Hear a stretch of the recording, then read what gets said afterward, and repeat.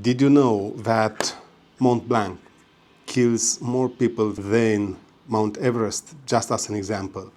Also, have you ever asked yourself, why do you know about Mount Everest or Mont Blanc, but you don't know about other mountain peaks?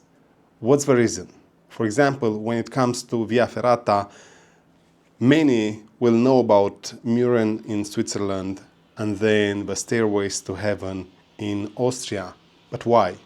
What sits behind that?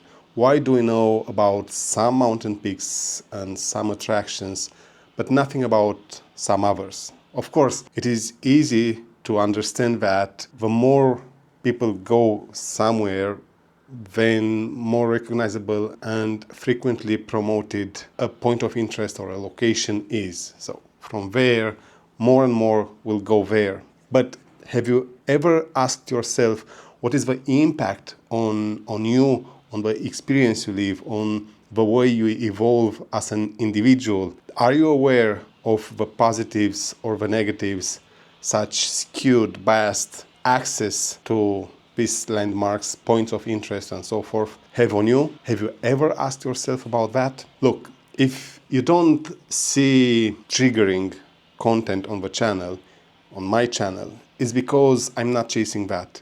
And I'm not doing it for a good single reason. I'm respecting you.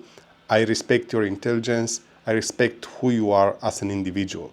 What happens on internet, on social media, it is a lot of lying and deceiving. Are you aware that social media exposes you to danger that might put your life at risk most of the times?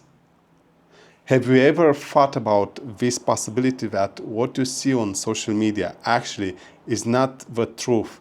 And when you entertain that activity, you might be at risk, in great danger? Well, it happens. It is why we have so many dying on Mont Blanc, for example, because everyone is selling the hype, but nobody is insisting on proper education.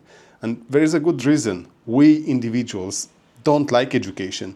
We are hard triggered by fear.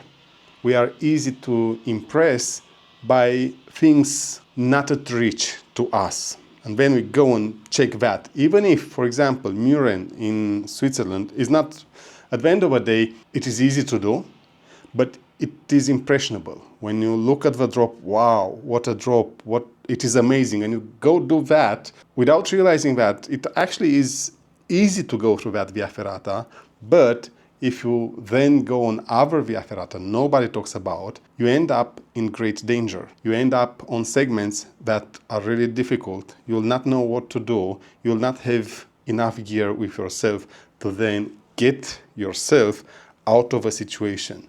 I've seen so many going without a resting system. Now, you might say, I'm strong, I don't need a resting system. Well, what I'm telling you is, in case rain hits, and it can happen, even if you check the weather, it can still happen. When rain hits the rock and the safety steel cable, not to say a thunderstorm or thunder and lightning, if that happens, you are in very great danger. But just the rain, if it hits the rock and the cable, it becomes 5, 10, 20 times more difficult to get out of there, not even to continue climbing, now to get out of there.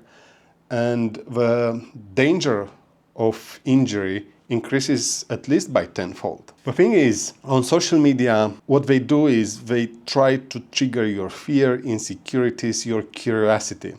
And when they record videos, they ignore everything else other than what will hook you into there.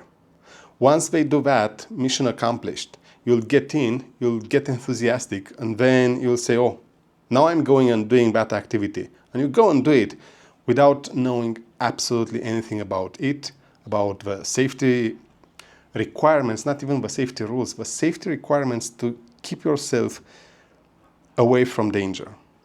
Skydiving, for example, everyone goes and jumps in the marsupium of a skydiver.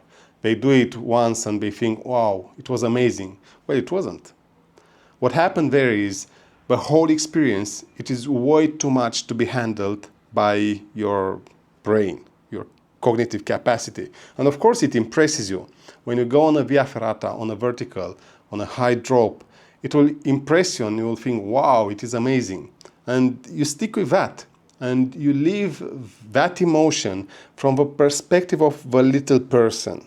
You never give yourself the ability to evolve, to develop who you are, to acquire a new skill, to improve your capacities, to educate yourself more. This is a normal, natural bias. We are easily impressed by big, splashy things.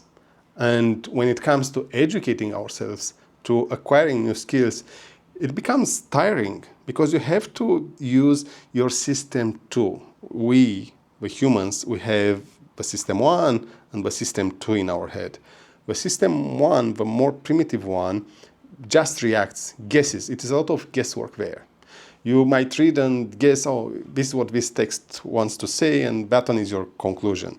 And actually, this is how functional illiteracy happens, because you go through school up to a point, you get exposed to education and information up to a point to develop some skills, and that's pretty much all. What this means is your system 1, the primitive one, will have control most of the times. You don't develop enough the system 2, which is slow, requires a lot of cognitive capacity engaged there for you to make sense of things. If you don't develop that properly, then you end up controlled by system 1. System 1 is easy to impress. System 1, it is about fight or flight. It is about looking at things and being satisfied by that. I'm just looking, I never do. Or going and doing these impressionable things, but never acquiring the skill.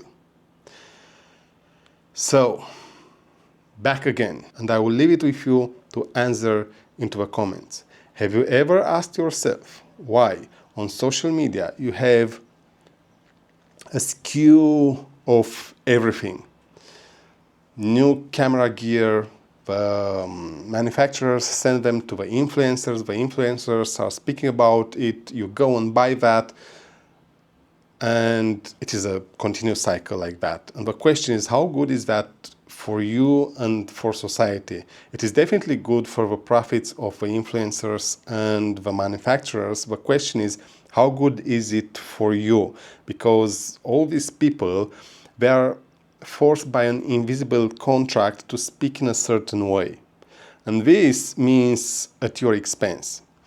All these activities that they evolve in a single direction to keeping you uneducated, to keeping you out of control, into the unknown, oblivious. Imagine skydivers, mountain guides, Via Ferrata guides, any other activity where it is hard to get in by yourself right from the beginning. All these guides, their interest is to have control over you, not to give you control. And this takes us to the answer of one of the questions of why my channel, it grows so slow. Because I'm educating, I'm trying to empower you. And then it is also, of course, the niche. Once you learn how to do it, you no longer need me. You no longer come back to speak with me, to share with me. You never interact. You take, you grab, you hit, and then run. And that's okay. I don't mind it. It is why I'm doing it, for you to be safe out there, smarter, better, stronger. But ask yourself, why society, why services evolve in a certain direction? Why do you know about Mount Everest, Mont Blanc, for example, and not about other mountain peaks? What's happening there?